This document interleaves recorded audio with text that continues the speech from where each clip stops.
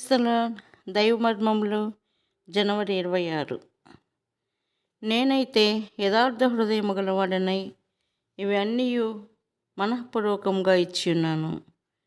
ఇప్పుడు ఇక్కడ ఉండు నీ జనులను నీకు మనఃపూర్వకంగా ఇచ్చుట చూచి సంతోషించుచున్నాను. మొదటి దినవృత్తాంతములు 29:17.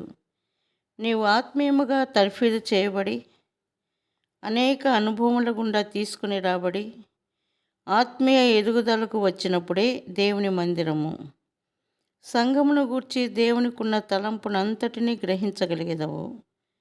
దావీదు అనేక యుద్ధములు చేసెను. ఈ యుద్ధములలోనే అతడు ఆత్మీయముగా తర్ఫీదును పొందెను.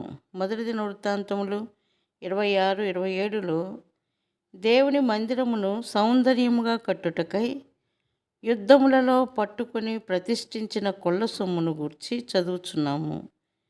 నీవు దేవుని బిడ్డవై ఉండి ఆయనకు విధేయత కలిగిన నడకను కలిగి ఉన్నచో దావీదునకిచ్చినట్లుగా సంపూర్ణమైన తేటైన నమూనాను నీకు ఇచ్చు పర్యంతము ఆయన నిన్ను విడిచిపెట్టడు. దావీదు అట్లు అనేక అనుభవములలో దేవుని మందిరము నిమిత్తమై సామగ్రిని పోగు చేయుచుండెను.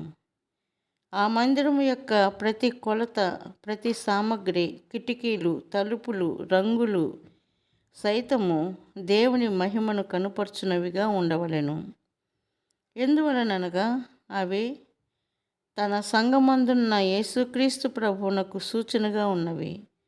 సంఘమనగా ఈ లోకపు కట్టడములు కావు, అది ఆత్మీయ కట్టడము.